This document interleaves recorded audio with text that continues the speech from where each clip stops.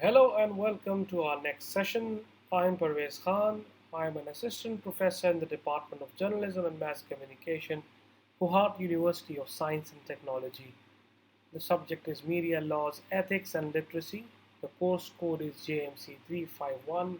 It's our lecture number 15, which is Media Literacy. So we'll be talking about media literacy today. Why is it important? Why people need to know about the media content? How media literacy can help them. So let's discuss the objectives first. Students will be able to understand why media literacy is important or why there is a need to analyze media content. Students will also be able to understand that with explosion of media content, how important it is the role of media or the role of media literacy essential in this regard. And what are the best ways to analyze a content? What are the key tools that you can use to understand the complex media content that's coming up our way? Now, the media literacy is about obviously the more you understand media is the better for people, the audiences. But importantly, the world we live in is an information age. We are seeing tons of messages exploding everywhere, coming our way through mobile phones, through laptops, through television. We are growing up in digital information age, and it means that there's abundance of information. How can we help ourselves in this case to find out which information is correct, particularly when it comes to journalism or the content that's coming from our television sets? How do we know that this kind of content is authentic, this is not? And that's why it's important to be informed, because false information can create a lot of chaos. False information can lead to a lot of problems and misunderstandings, and may narrow your worldview and may subject you to manipulation. So that's why we are talking about media literacy, so that we can avoid all of this. Now, let's talk about the definition of media literacy. And one of the widely accepted definition is that media literacy is of various types. It's like visual, auditory, printed, and to be able to access media messages, to analyze and evaluate the accessed media from a critical point of view, and to produce their own media messages. So the key words here are analyze and evaluate the accessed media from a critical point of view. So when you analyze media content from a critical point of view, when you analyze and evaluate media content from a critical point of view, that's what you're doing. That's what media literacy is all about. Now, it refers to, what does it refer to? Let's talk about media literacy. It refers to accessing, understanding, interpreting, analyzing, and self creating media content disseminated through mass communication channels. So, we are talking about mass communication channels, the number of channels that through any medium, it can be radio, it can be social media, it can be print media. But when you're trying to access it, when you're trying to understand, when you're trying to interpret it, that's basically media literacy.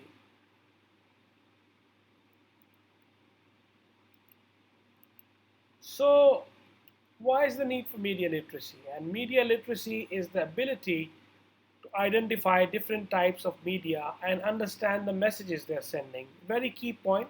It's the ability to identify different types of media and understanding the kind of messages that are coming their way. And people take in a huge amount of information from a wide array of sources, which is far beyond the traditional media. It can be radio, TV, newspaper, magazines, and now even social media. The explosions and tons of messages are coming our way. These are text messages, it can be memes, it can be viral videos, it can be social media, it can be video games, it can be advertising, and much more. So, this explains the complex phenomenon of why the needs there. You just don't have a typical medium. Like 100 years ago, you would just have a print media to analyze or a book to analyze. But now you have radio, you have television sets, you have newspapers, you have advertising, you have PR, you have social media networks to look into the messages. It's like explosion of messages everywhere. So this makes the case complex enough. This makes the need to understand media content, and that's why it enhances the need for media literacy. But all media shares one thing. Let's not forget, the important point is someone created it, and it was created for a reason, and understanding that reason is the basis of media literacy. So the key point here is that this media content was created by someone for some reason, and understanding that reason is the key, and that is what media literacy is all about. So before we discuss the key points, we must always remember whatever you see on television, it was created by someone. It may have been created by a certain production team. It may have been created by a certain director. It's important to understand where it's coming from. So when you understand this perspective, it will help you analyze and understand media content in a much better way. Now, important point here is that we should learn to think critically. Why certain information was included and what wasn't included and what are the key ideas. It's very important what kind of information was there and what was not there, what were the key ideas, and this will help us in critical thinking. And let's become a smart consumer of products and information. Media literacy helps to learn how to determine whether something is credible or not, and we should look for the persuasive intent of advertising and resist the techniques marketeers use to sell products. We must resist what advertisers use. So we must become a smart consumer and then recognize point of view. Like just I said, every creator has a perspective. It's coming from someone. The idea is coming from someone. Identifying an author's point of view helps understand different perspectives. So it's very important where the idea is coming from, who is making it, who is behind it. This is the key to understanding, and this is what media literacy is. And then create media responsibility. Because if you are recognizing your own point of view, saying what you want, how you want to say it, and understanding that your messages have an impact is the key to effective content. So always remember that if you are creating a message, create it responsibly. And then obviously identify the role of media in our culture. We must look what the media is in our country, or the place we are living in, or the country you're residing in. Is it a celebrity gossip to magazine covers? Is it just memes? Is the media powerful, or is it just a puppet media? So it's important to understand the role of media in whatever culture you're living. So this brings us to important key questions here. What are the key questions? Like as I just said, if someone is making a particular film or drama or producing media content, it obviously means it's coming from someone. It may be their thought, it may be their ideology, it may be the producer's ideology, it may be the directors or the organizations. So it's important to look into key questions. Who is making it and who are the target audience? So the key question is, who created this? Was it a company? Was it an individual? If so, who? Was it a comedian? Was it an artist? Was it an anonymous source? Anonymous source? What do you think about that? It's important. And then, why did they make it? Was it to inform you?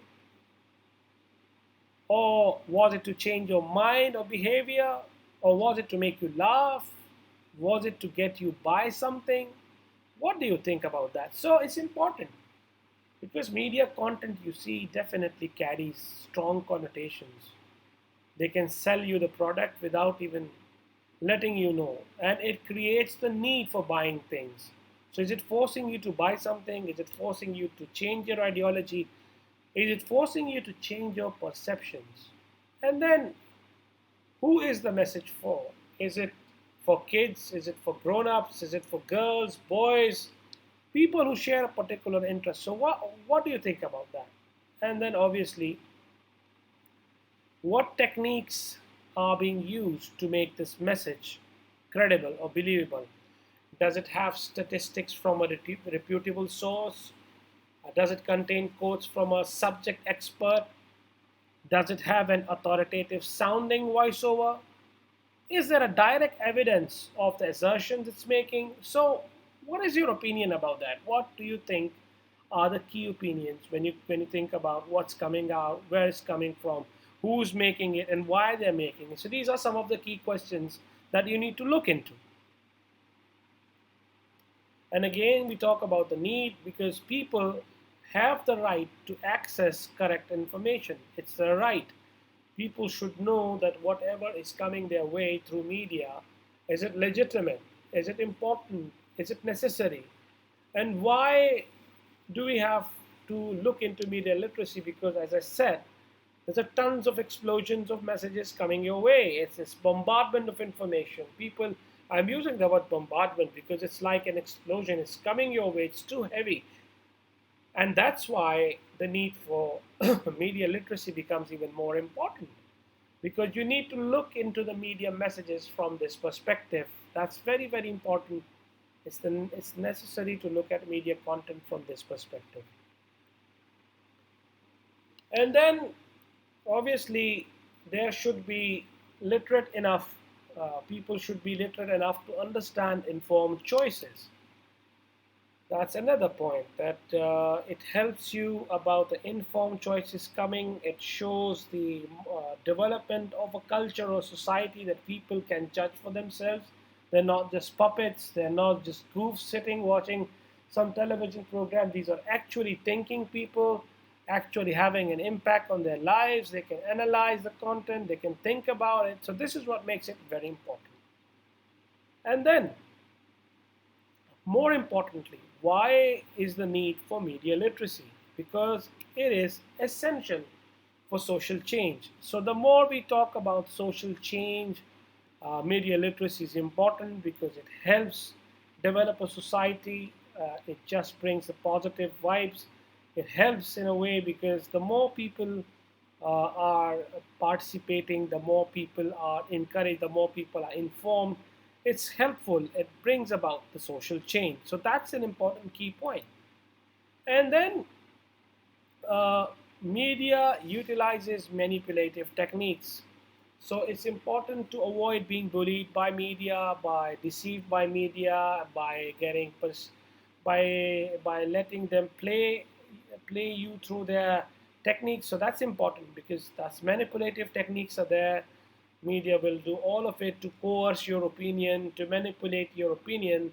So yes, in this context, it's important to understand media text, and how you can look into it is that it's important how to understand media text. An image and the way it is presented can be biased and influence the viewer to take a particular stance on the matter. So, how image is being presented, what the image is, it can be biased. It can influence the viewer to take a particular stance on the matter. For example, if you're showing refugees, and basically refugees, the weaker persons or the weaker uh, community in refugees as basically children and the elderly are the most vulnerable ones. The proper word would be vulnerable ones.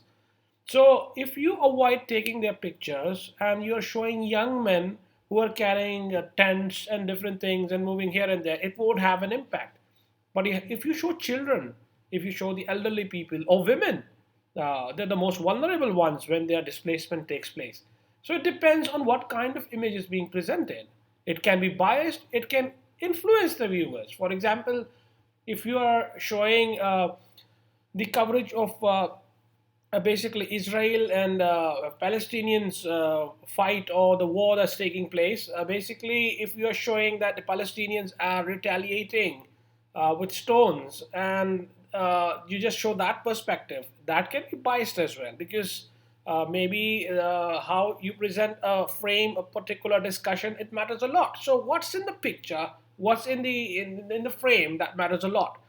And even the idea that if you don't give a context to a particular story, that can be problematic. And a very good book I read about the Palestinian Israel conflict is Bad News from Israel. It's a very good book that how media gives coverage, and if a particular framing, the words that being used are utilized in a biased way, how it can lead towards a different perspective.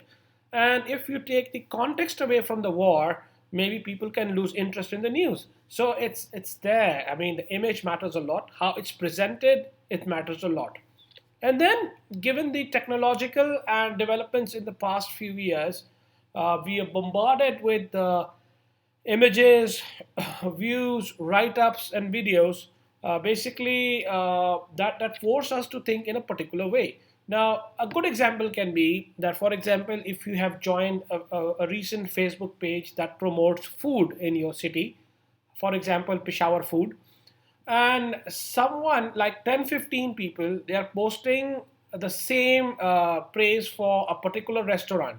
Now they are trying to influence your mindset. So let's suppose if 30 people say it's a very good restaurant with very good recipes, very good discounts, and you see more than 10, 15 people posting about it, you will be encouraged to go there. Now this is how modern marketing, modern trends, modern write-ups, they force you to think in a particular way. So similarly, big channels, now obviously I'm talking about a very low level. Now let's think about the higher level, big organizations, big media channels, how they influence the mindset of general masses. Now that's something you have to think about as a communication student. Now look at the channels in Pakistan, look at international channels, what kind of narrative they're building. That's what basically media literacy is all about. And basically, when you are learned enough, that you can find out that what is the tendency of this channel. Is it far right? Is it far left? Is it the middle one? Is it a commercial entity? It basically makes you a media literate person. Your analysis will have depth. You'll know that you're not following a particular mindset. So therefore, we as the readers or viewers need to view the media objectively with the goal to find out what is being presented, what is being analyzed. It's our job as readers or viewers, particularly since we are from media, we are journalists. We have to look at things from a critical perspective. Which organization is this? Who is it funded by? What is their general mindset? Who is behind it? These are the questions that you always need to ask when you're pursuing or becoming a media literate person. Now, in a perfect world, there would be two sides and you'll have information, balanced information, but obviously the world is not that balanced. And you should know that there's a particular media influence that will influence you one way or the other. Now, let's look at the diagram, the picture here. That let's start from the point number one. All media messages are constructed. Now, the answer to that way, like the key to this one would be who created this message. Then let's look at to the second one. Media messages are constructing using a creative language with its own rules. Now, when you see a media language, a particular word, or even the word, even like words like war and terror, it had its significance. When this word came out, it had changed the world. How the world used this word, obviously we know that. So you can see how creatively certain words or phrases are used. What are the creative techniques that are used to attract attention? So that's the answer. That's the key to how media messages are constructing using creative language. Now look at the third point. Different people experience the same media messages differently. So you should look into how might different people understand the message. For example, if you show a certain group of people as illiterate, it may be very normal for a certain group of people. They might assume that these are illiterate people, but what about the people that you are showing? For example, if there's a drama that show people from Chitral as very simple or something like that, and if people of Chitral, whether they agree with their image, is it true? Is it a true depiction? So this is what you have to look into. And then the number four, media have embedded values and point of view. So what are the values? What are the lifestyles? What is being promoted? What is being represented? What is being omitted? It is said that sometimes what is being shown on television, sometimes you have to also look into what is not being shown about those people. For example, if you're showing Pushtun, if you're trying to portray that they are not very clever. Now, would Pukhtuns, in general, agree to that? How would people look into it? So this is how you see. There may be stereotypings. You have to look into stereotypings as well. It's not necessary that every Sikh man who's wearing a turban and practicing Sikh faith, he should be very funny. It's not true. You have to look into stereotypings, whether there are stereotypes, where is it coming from, who is making it, and why is it being made. And the fifth point, most media messages are organized to gain profit and power. Very, very important. It's very a key that many news organizations or television organizations have invested money. So why is the message being sent is important to look at, because obviously if you're opening a journalism, if you're opening a news organization, obviously you've invested money. You'd also be looking at the profits and the incomes and how. But at the same time, journalism is a responsibility, whether these organizations are fulfilling their responsibilities or they're avoiding it. That's the key, because commercialization can be very tricky. You may be thinking that this organization is portraying fair and balanced news. At the same time, it may be problematic because it has its own commercial agendas. Now, I think it's best to explain this with an example, which I'm going to show.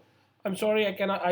The pointer doesn't work here, so I've just given you one, two, three, four, five. I've discussed these 5 points. So now let's move towards an example. Now you can see a picture. Basically, this is an advertisement. I've shared the link towards the end. You can watch it on YouTube as well.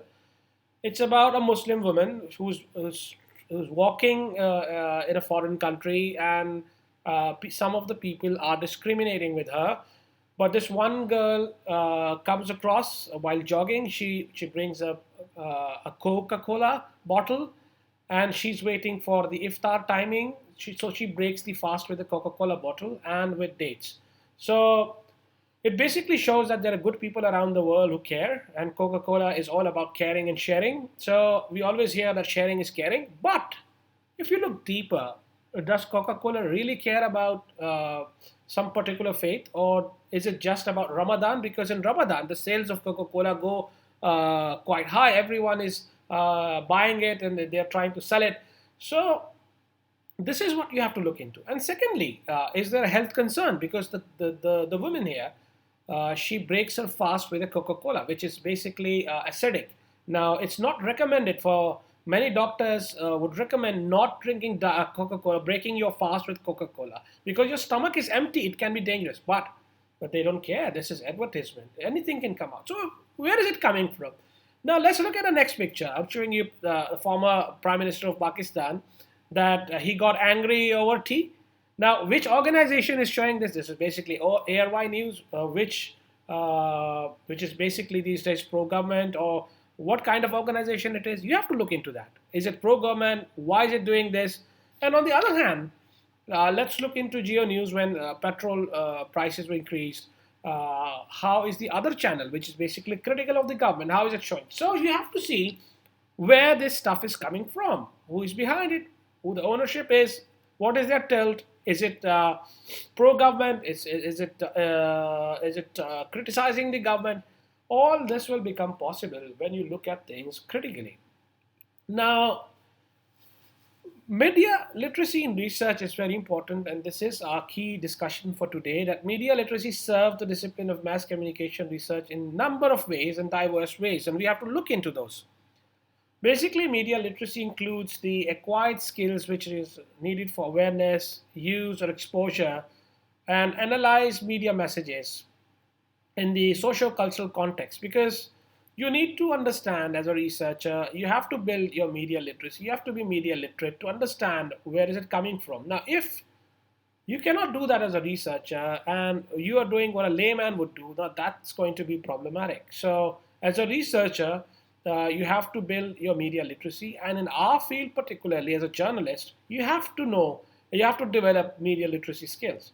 Now, you have to look into media's persuasion and social change strategies, and you must understand that media begins by developing consciousness and consumption, and you have to look into the habits of audiences. Now, this is one way of looking into it. The more you dig into it, the more you discuss it, the more you talk about it, the better you'll be at media literacy. And that's why before becoming researchers, before becoming journalists, you must have certain degree of media literacy to understand which area you are in, what kind of press exists there, what kind of ownership is it, Is it private? Is it commercial? That's a key point. And then media literacy includes understanding how communication industries are structured, because how they create media content with specific intents, or what kind of messages are being coming across. So this is very, very important, that basically it gives you an idea about the media structures as well. Now let's look into our next example. Now this is Fox Television. Basically, it's known for its Islamophobic content. Now it's look at the ticker that's there. That is Sharia law coming to America now. Side by side, there's a word terror written as well. Now terror in Paris they're discussing, and then now they're linking the Paris attacks to the American context. Now, why is it doing? Which channel is this? Why does it always propagate issues like this? And will it create problems for American Muslims there? Is it going to create some policy change? What's happening? So you have to look into what kind of frame is being presented, what kind of discussions there. That will make you better researchers. That will give you good ideas about upcoming gaps in the research.